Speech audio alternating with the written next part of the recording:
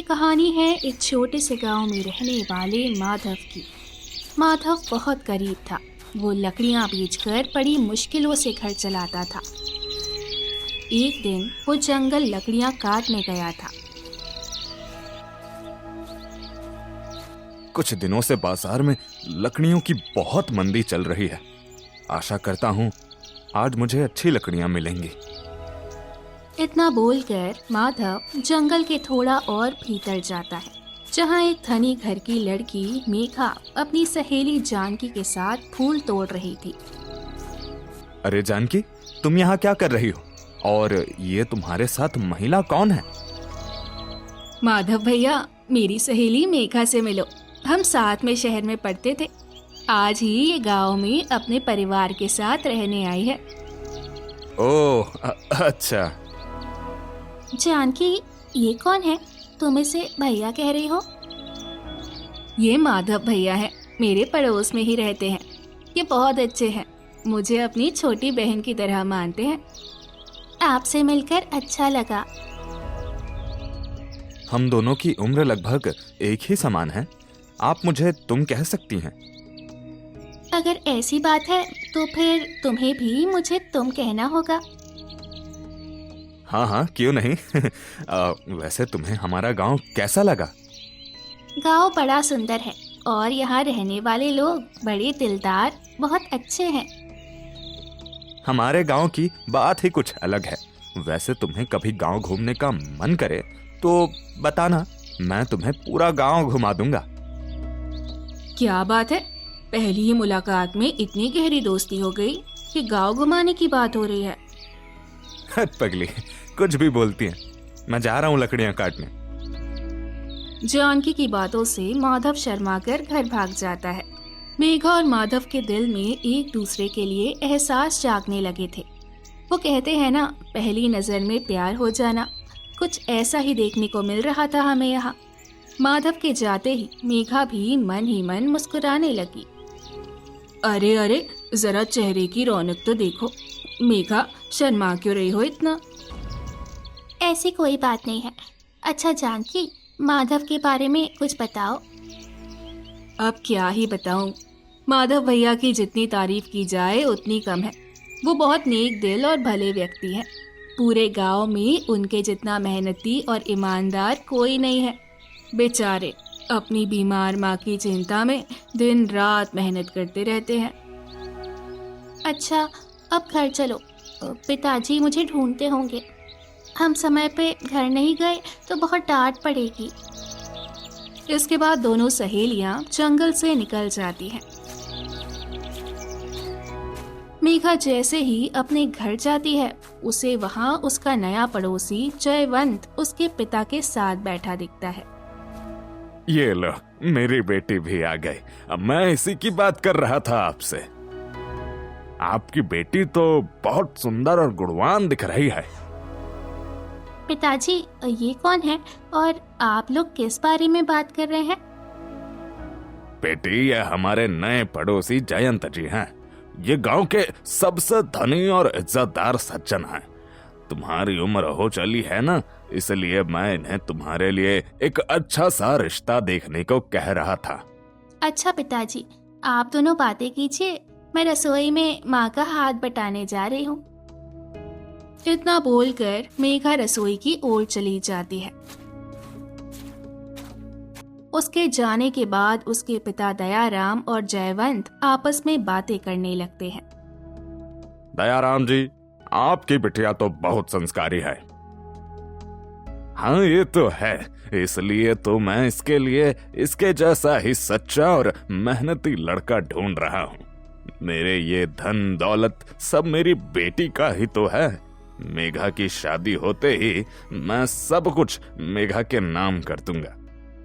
ये सुनकर जयवंत के मन में लालच जग जाता है और वो दयाराम के सामने अपने आवारा निकम्मे आलसी बेटे धीरज की तारीफ करने लगता है। हमारा बेटा भी बहुत संस्कारी है और समझदार है। अभी वो शहर में पढ़ाई कर रहा है। सोच रहा हूँ उसकी पढ़ाई खत्म होते ही कोई अच्छी सी लड़की देखकर उसकी शादी कर दूं। ये लो, कर लो बात। जब लड़की घर में ही है तो फिर क्यों इधर उधर भटकना चाहते हो? मेरी बेटी के जैसी संस्कारी और गुणवान लड़की आपको मिलेगी क्या? बात तो बिल्कुल ही सही कही है आपने। धीरज के वापस आते ही हम आगे की बात बढ़ाएंगे। उससे पहले दोनों लड़का लड़की एक दूसरे से मिल लें, समझ लें, एक दूसरे को पसंद कर लें, तो हमारे लिए काम और आसान हो जाएगा। हाँ हाँ, धीरज के वापसी आता है, मैं उसे आपा ही के घर भेज दूंगा। जयवंत ने दयाराम के सामने अपने नालायक बेटे को तारीफ करके उन्हें अपनी बातों में फंसा लिया था। थोड़ी देर बाद जयवंत वहां से अपने घर चला गया।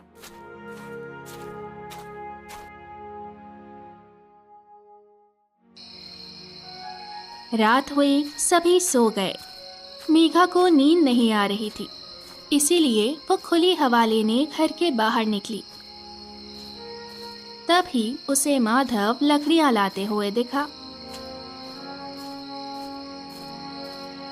अरे माधव, तुम अभी घर आ रहे हो क्या?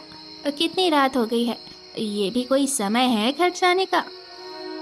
क्या कहूँ मेघा, इतना काम ही रहता है कि घर आने का समय ही नहीं मिलता दिन में। अब देखो ना, आज मैं दूसरे गांव भी गया था लकड़ियां बेचने, फिर भी कितनी सारी लकड़ियां बच गईं। सुबह फिर बाजार निकलूंगा।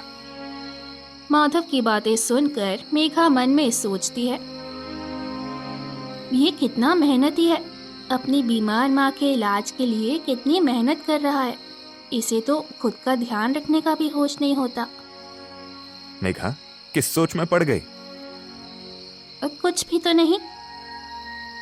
अच्छा, अब रात काफी हो गई है, घर जाकर आराम करो, नहीं तो नींद पूरी नहीं होगी। माधव, कल शाम अपना काम खत्म करके नदी किनारे आ जाना, मैं तुम्हारा इंतजार करूंगी। क्यों, कुछ काम है क्या? ओफो, तुम सवाल बहुत करते हो। आना है कि नहीं? अच्छा बाबा, आ जाऊंगा। अब तो सो जाओ जाकर। चलो ठीक है, तुम भी जाकर आराम कर लो। इसके बाद माधव अपने घर जाता है, जहां उसकी बूढ़ी माँ बेसब्री से उसका इंतजार कर रही होती है। आ गया बेटा, आज तो तुझे घर आने में काफी देर हो गई। हाँ माँ, आज थोड़ी दौड़ भाग ज्यादा हो गई। अच्छा, तू हाथ मुंह धो ले, मैं खाना लगा देती हूँ। माँ, तू सो जा, मैं खुद से खाना ले लूंगा। काफी समय हो गया है, जाकर आराम कर, तेरी तबीयत भी सही नहीं रहती है।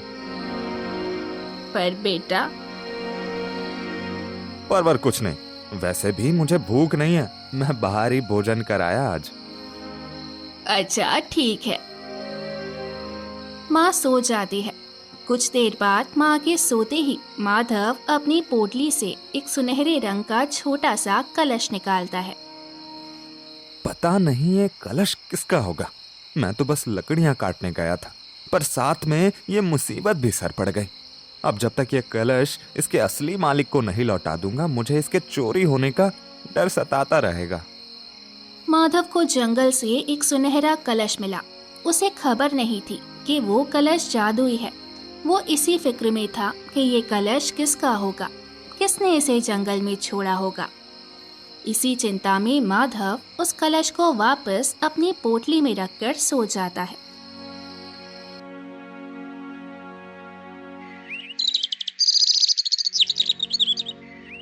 सुबह होती है, माधव लकड़ियां लेकर बाजार जाता है। तभी जयवंत दयाराम के साथ उसके पास खरीदी करने आता है। ए माधव, लकड़ियां कुछ हमारे घर में भी पहुंचा दो, घर पे लकड़ियां खत्म हो गई है। जी जरूर, मैं आज ही पहुंचा दूंगा। जयंत जी, क्या आप इसी के पास से लकड़ियां खरीदते हैं? आपसे मैं भी इसी से लकड़ियों का व्यापार किया करूंगा। अरे नहीं नहीं दयाराम जी, वो तो आज कोई और लकड़हारा लकड़ियां लेकर आया ही नहीं है ना, इसलिए मजबूरन मुझे इससे ही लकड़ियां खरीदना पड़ रही है। वरना इस मनहूस से कौन है लकड़ियां खरीदेगा। मनहूस? हाँ, ये मनहूस ही तो है। गांव का ही एकलौता ही ऐसा व्यक्ति है जो इतनी मेहनत करत है, उसके बाद भी गरीबी और लाचारी की जिंदगी जी रहा है। इसकी मनहूसियत तो खराब किस्मत इसका पीछा ही नहीं छोड़ता है। सेठ, मैं भले ही गरीब हूं, पर इतना लाचार नहीं कि अपने स्वाभिमान पे दाग लगने दूं। अगर आपको मुझसे लकड़ियां खरीदने में इतनी ही लज्जा आती है तो आज भी मत खरीदिए। मुझ पर एहसान क्यों कर रहे हैं? तुम्हारे एक बार लकड़ियां खरीद लेने से मैं धनी नहीं हो जाऊंगा। जुबान तो देखो कि कितनी लंबी है। हालात जहर खाने वाले हैं और तेवर महाराजाओं के दिखा रहे हैं। तुम्हें बड़ों से बात करने की तमीज नहीं है क्या? यही संस्कार दिए हैं तुम्हारी माँ ने तुम्हें। मेरी माँ के संस्कारों पे उंगली उठाने से पहले अपने तरीकों पर ध्यान दो आप लोग। हाथ में 2 पैसे क्या आए, अंदर की इंसानियत ही मर गई है। चलो जयंत जी यहां से, मुझे अब इस लड़के की शक्ल भी बर्दाश्त नहीं हो रही है। जयवंत और दयाराम वहां से चले गए। माधव ने दयाराम को जवाब देकर अनजाने में खुद ही अपने पैरों पे कुल्हाड़ी मार ली थी।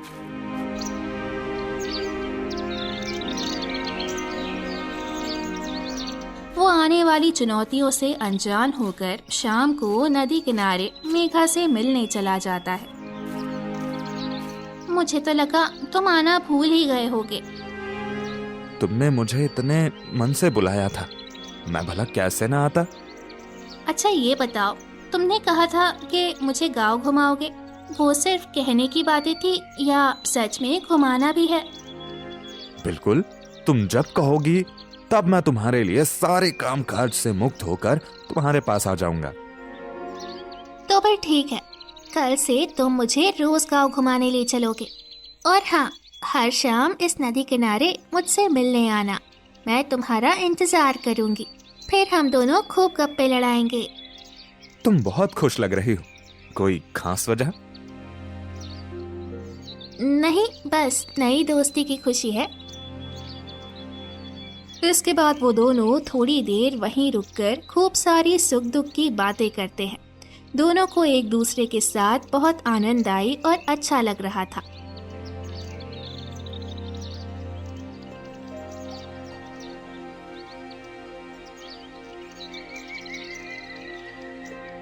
ऐसे ही दिन बीतते चले गए। दोनों के बीच नजदीकियां बढ़ी। फिर एक दिन नदी किनारे माधव ने मेघा से अपने प्यार का इजहार किया। मेघा, मैं तुमसे कुछ कहना चाहता हूँ। कहो ना, क्या कहना है? इन कुछ दिनों में हम एक दूसरे को कितना समझने लगे हैं ना। हाँ, मैं आज तक किसी के साथ इतनी खुश नहीं रही जितनी तुम्हारे साथ इन दिनों रही हूँ। मेघा, असल में मैं तुम्हें बहुत चाहने लगा हूँ। मुझे माफ कर देना, मैंने अपने दिल को बहुत समझाया, पर मेरे एहसास मेरे बस में ना रहे और मुझे तुमसे प्रेम हो गया। इसमें माफी मांगने वाली कोई बात नहीं है। सच कहूँ तो मैं भी तुमसे प्यार करती हूँ। जब मैंने तुम्हें पहली बार देखा था तभी मुझे तुम पसंद आ गए थे। सच? मेघा, आज मैं बहुत खुश हूँ। बड़े दिनों बाद मेरे चेहरे पे ये मुस्कान आई है, सिर्फ तुम्हारी वजह से। अच्छा, बातें ही करते रहोगे या अपने काम में भी जाओगे? जी तो नहीं कर रहा है तुम्हें छोड़कर जाने का, पर क्या करूं, मजबूरी है, काम में तो जाना पड़ेगा। मैं यही चाहती हूँ कि तुम्हें तुम्हारी मेहनत का फल जल्दी मिले और मैं अपने घर वालों को तुम्हारे बारे में बता सकूं। देखना, ये दिन भी जल्द ही आएगा। इतना बोलकर माधव अपने काम में चला जाता है।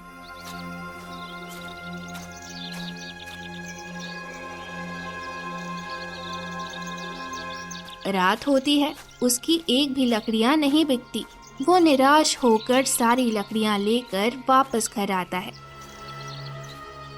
उसकी माँ बुखार के कारण बिस्तर पे पड़ी हुई थी। माँ, क्या हुआ तुझे? तू ठीक तो है ना? हाँ बेटा, मैं ठीक हूँ, बस हल्का सा बुखार है। ये तुझे हल्का बुखार लग रहा है? तूने अपनी दवाइयाँ खाई या नहीं? दवाइयाँ तो कब की खत्म हो गई हैं। तेरा काम अच्छा नहीं चल रहा था, इसीलिए मैंने तुझे बताया नहीं। मेरा काम सही चले ना चले, तू मुझसे कुछ भी मांगने के लिए हिचकिचाना मत। आखिर मेरा तेरे सिवा और है ही कौन? मैं तो तेरे लिए ही कमाता हूं ना। अच्छा ठीक है, अब गुस्सा मत कर। बुखार की एक गोली पड़ी हुई है, थोड़ी देर बाद खा लूंगी। इतना बोलकर माँ सो जाती है। फिर माधव उदास होकर मन में सोचता है, सच कहते हैं लोग, मैं किसी लायक नहीं हूं, माँ का ध्यान भी नहीं रख पा रहा। ऐसे में मेघा को किस मुंह से ब्याह कर लाऊंगा? उस बेचारी को भी ऐसी लाचारी, ऐसी गरीबी झेलनी पड़ेगी। नहीं नहीं, मैं और मेहनत करूंगा, अपनी माली हालत जल्दी सुधार कर मेघा के घर रिश्ता लेकर जाऊंगा। इतना सोचकर माधव बुखार की गोली ढूंढने लगता है। तभी उसकी पोटली चमकती है। अरे, ये पोटली से कैसी चमक आ रही है? माधव पोटली में से कलश निकालता है। कलश जोर जोर से चमक रहा था। कलश की चमक पूरे कमरे को जगमगा देती है। माधव ये देखकर हैरान हो जाता है। हे भगवान, ये कैसा जादू है? अचानक कलश में इतना प्रकाश कहां से आ गया? माधव उस कलश को जमीन पर रखकर फिर से बुखार की गोली ढूंढता है। उसे गोली मिलती है। वो जैसे ही अपनी माँ की ओर दवा लेकर आने लगता है, उसका पैर मुड़ता है और वो गोली कलश के अंदर गिर जाती है। फिर कलश के अंदर से एक तेज रोशनी निकलती है। हे प्रभु, ये सब क्या हो रहा है? रोशनी बंद होती है और वो कलश के अंदर हाथ डालता है। कलश के अंदर से गोली नहीं बल्कि सोने का एक सिक्का निकलता है। इसके अंदर तो बुखार की दवा गिरी थी, फिर ये सोने का सिक्का। इसका मतलब ये एक जादुई कलश है। नहीं, ये कलश मेरा नहीं है। मुझे लालच नहीं करना चाहिए। लालच करने वाले का कभी भला नहीं हुआ है। माधव कलश के जादू से घबरा जाता है और उस कलश को वापस से पोटली में रखकर सो जाता है।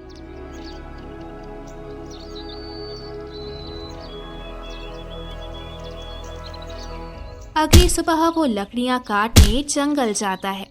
तभी मेघा भी वहां आ जाती है। माधव, क्या हुआ? इतने परेशान क्यों लग रहे हो? कुछ नहीं, पर तुम यहाँ क्या कर रही हो? वो मुझे तुम्हारी बहुत याद आ रही थी ना, इसीलिए मैं सुबह होते ही तुम्हारे पास आ गई। ऐसा कैसे चलेगा? अगर तुम काम के वक्त मेरे सामने रहोगी तो मेरा तुमसे बात करने का मन करेगा, फिर मेरा ध्यान काम के ऊपर नहीं होगा। हाँ हाँ, कर लो दूर भेजने का बहाना।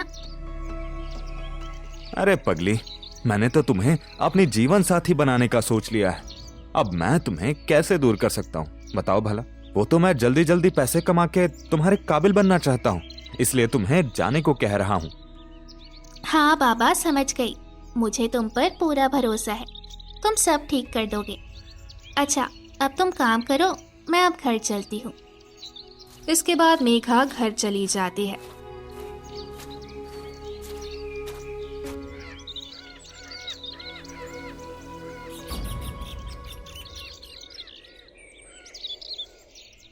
कुछ देर बाद जयवंत अपने बेटे धीरज के साथ उसके घर आता है। अरे दयाराम जी, घर पर हैं कि नहीं? हाँ हाँ, घर पर ही हूँ। आइए आइए आइए। दयाराम जी, ई रहा हमार होशियार बिटुआ धीरज। आज ही अपनी पढ़ाई पूरी करके शहर से आया है। नमस्ते ताया जी, आपकी तबीयत तो ठीक है ना? मैं आपके पांव दबा दूं? अरे नहीं नहीं, इसकी जरूरत नहीं है। वाह जयंत जी, आपने तो अपने बेटे को बहुत अच्छे संस्कार दिए हैं। पहली मुलाकात में ही धीरज ने मेरा दिल जीत लिया है।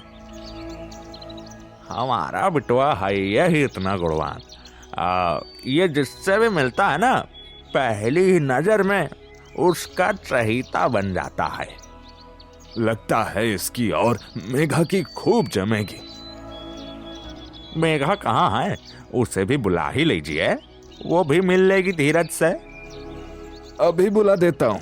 मेघा बिटिया, कहाँ हो? तनिक इधर तो आओ। मेघा दूसरे कमरे से बाहर आती है। जी पिताजी, कहिए क्या काम है आपको? इससे मिलो, ये है जयंत जी के सुपुत्र धीरज। बहुत होशियार और समझदार हैं। आज ही शहर से पढ़ाई पूरी करके आए हैं। पर पिताजी, आप ये सब मुझे क्यों बता रहे हैं? वो इसीलिए ताकि तू अपने होने वाले पति को अच्छे से जान ले, समझ ले। होने वाला पति? हाँ बिटिया, तुम्हारे पिताजी और मैंने तुम दोनों का रिश्ता तय कर दिया है। नहीं, ये नहीं हो सकता। मैं इससे शादी नहीं कर सकती हूँ। पर क्यों? क्या कमी है मुझ में? मैं पढ़ा लिखा हूँ, समझदार हूँ, और सबसे बड़ी बात, मैं धनवान हूँ। फिर तुम मुझे मना क्यों कर रही हो? क्योंकि मैं किसी और से प्यार करती हूँ। पैसा और शोहरत मेरे प्यार को कम नहीं कर सकता। मैंने सच्चा प्रेम किया है, और सच्चा प्रेम पैसों का मोहताज नहीं होता। ये तुम क्या कह रही हो? कौन है वो लड़का जिसने तुम्हारी आंखों में प्यार की झूठी पट्टी बांधी है? सही वक्त आने पर मैं ये भी बता दूंगी पिताजी। अभी इतना समझ लीजिए कि मैं किसी और से शादी नहीं करूंगी। आज के बाद से तू घर के बाहर नहीं निकलेगी। जब तक मैं तेरे प्रेमी से मिल ना लूं, तू घर में ही बंद रहेगी। अच्छा, तो अभी हम चलत हैं। अभी आपके घर में बहुत उलझने हैं, आप उसे सुलझा लीजिए, हम फिर आगे बात करेंगे। इतना बोलकर जयवंत धीरज के साथ अपने घर आ जाता है। फिर धीरज अपने पिता से हैरान होकर पूछता है, पिताजी, आपने तो कहा था कि आप किसी भी हालत में मेघा की शादी मुझसे ही करा कर रहेंगे। फिर आपने इतनी जल्दी हार कैसे मान ली? हाँ, मैंने हार नहीं मानी है बेवकूफ। मैं बस अच्छा बनने का नाटक कर रहा हूँ, ताकि उस दया राम को हमारे ऊपर कोई शक ना होए। पिताजी, मुझे सिर्फ मेघा से ही शादी करनी है। ये कितनी सुंदर है। तू अपनी उत्सुकता में कोई गड़बड़ मत कर देना। बड़े मुश्किल से मैंने तू जैसे नालायक का रिश्ता उस धनी घर में किया है।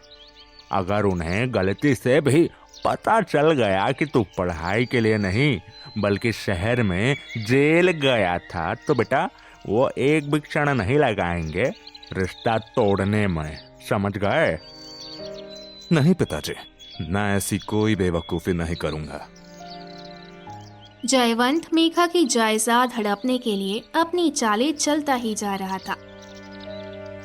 मेघा को उसके पिता ने बाहर निकलने से रोक लगा दी।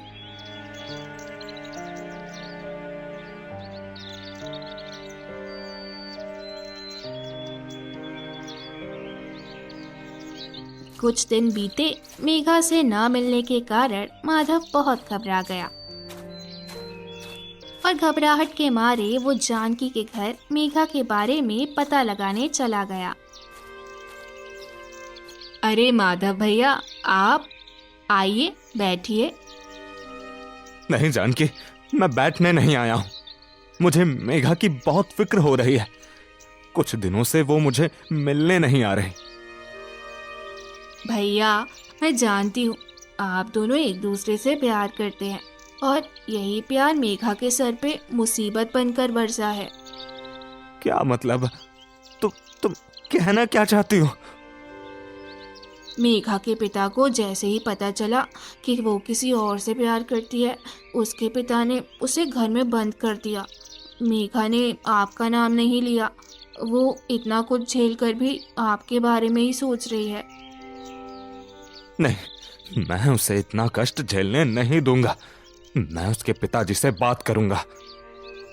आपको पता है भैया, उसके पिताजी उसकी शादी उस धीरज से कराना चाहते हैं। अगर ऐसा हुआ तो मेघा की जिंदगी बर्बाद हो जाएगी। धीरज अच्छा इंसान नहीं है।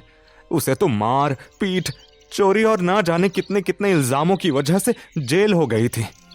भले ही मेघा की शादी मुझसे ना हो, पर मैं उस धीरज से भी नहीं होने दूंगा। इतना बोलकर माधव फौरन मेघा के घर जाता है और उसके पिता से माफी मांगता है। पिताजी, मुझे माफ कर दीजिए। मुझे उस दिन आपसे बदतमीजी नहीं करनी चाहिए थी। पिताजी, तुम मुझे किस हक से पिताजी बुला रहा है? हाँ, तभी मेघा भी माधव की आवाज सुनकर रोते हुए उसके पास आ जाती है। माधव, मुझे पता था तुम जरूर आओगे। अच्छा, तो तुम हो वो चालाक लड़के जो मेरी बेटी को प्यार की झूठी पट्टी पढ़ा रहे हो? हाँ, मैंने कोई झूठा वादा नहीं किया, ना ही कोई झूठी कसम खाई है। हमारा हर एक वचन और हर एक एहसास सच्चा था। मेघा, तूने ऐसा सोचा भी कैसे कि मैं इस गरीब से तेरी शादी करा दूंगा? ये सिर्फ तेरे पैसों की वजह से तुझसे प्यार करता है। इसे तुझसे कोई मतलब नहीं। यह झूठ है। असल में पैसों के पीछे मैं नहीं, वो जयंत और उसका बेटा पड़ा है। वो धीरज कोई दूध का धुला नहीं, वो जेल से सजा काट कर आया हुआ है।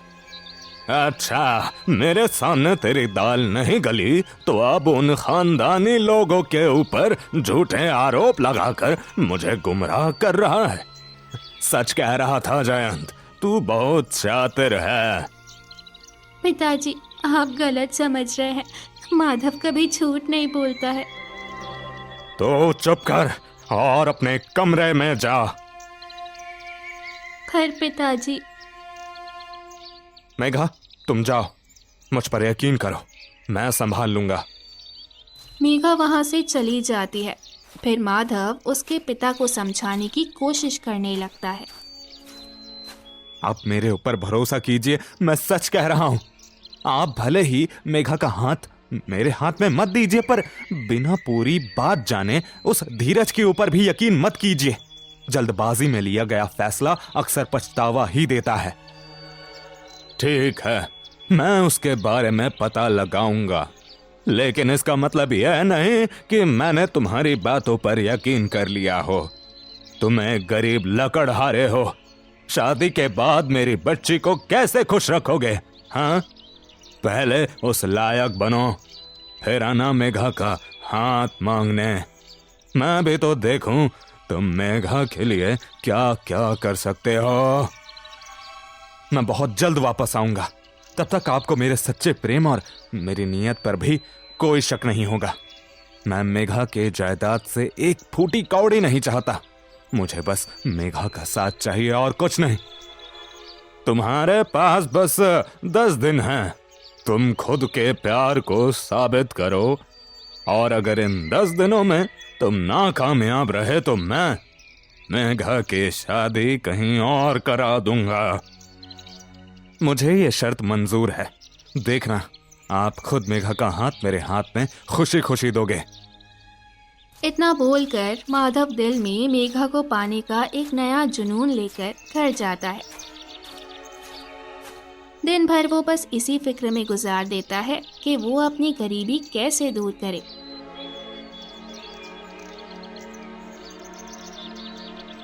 रात होती है। अचानक उसके दिमाग में कलश का ख्याल आता है। क्या उस कलश का इस्तेमाल करना सचमुच सही होगा?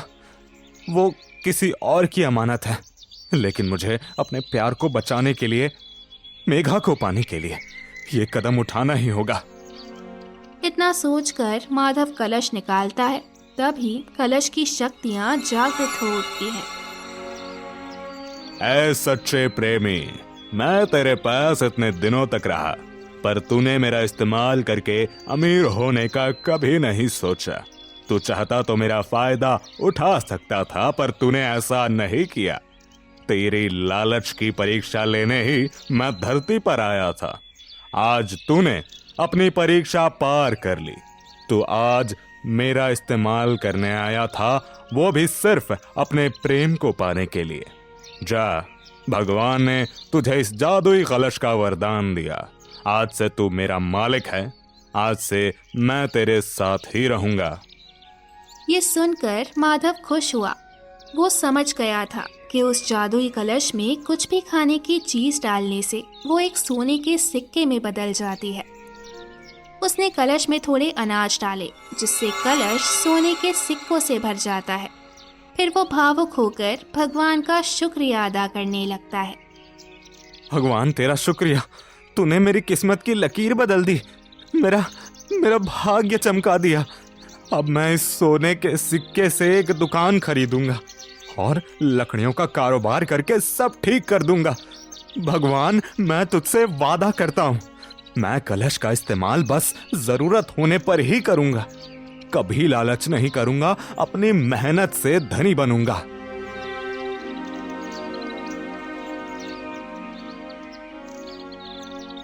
माधव ने कलश का इस्तेमाल किया। कुछ ही दिनों में उसने बड़ी सी दुकान खरीदी और लकड़ियों का कारोबार करने लगा। धीरे धीरे उसकी हालत सुधरने लगी। 10 दिन पूरे हुए, वो मेघा का हाथ मांगने गया। आज मैं मान गया तुम्हारे सच्चे प्रेम को। तुमने जो कहा वो कर दिखाया। तुम्हारे अंदर अपने प्रेम को पाने का जुनून था। आज मैं इस साहसी प्रेम के आगे झुक गया। मेघा खुश हुई। उसने खुशी में माधव से अपने दिल की बात कही। माधव और मेघा एक है। हम दोनों एक दूसरे के दिल से जुड़े हैं। हमें कोई अलग नहीं कर सकता। माधव, मैं खुश नसीब हूँ कि तुम मुझे मेरे जीवन साथी के रूप में मिले। मेघा, अब हमें कोई परेशानी नहीं होगी। मैं तुम्हें हमेशा खुश रखूंगा। मैंने गांव में जयवंत और धीरज के बारे में पता किया। तुम सच कह रहे थे, वो दोनों पैसों के लालची हैं। उन दोनों ने मेरे साथ धोखा करना चाहा था ना, इसलिए मैंने उन्हें जेल भेज दिया। अब तुम्हें कोई परेशानी नहीं होगी। सब ठीक हुआ। मेघा के पिता ने खुद मेघा का हाथ माधव के हाथ में दिया। सबकी रजामंदी से उन दोनों की शादी हो गई। उनका प्यार अमीर गरीब, उच्च नीच, इन सभी भेदभाव से जीत गया। माधव ने अपनी माँ का इलाज करा और वो सब खुशी खुशी रहने लगे। तो दोस्तों, कैसी लगी आपको ये कहानी? हमें कमेंट के जरिए जरूर बताएं और साथ ही ऐसी और मजेदार कहानी के लिए चैनल को सब्सक्राइब करें। धन्यवाद।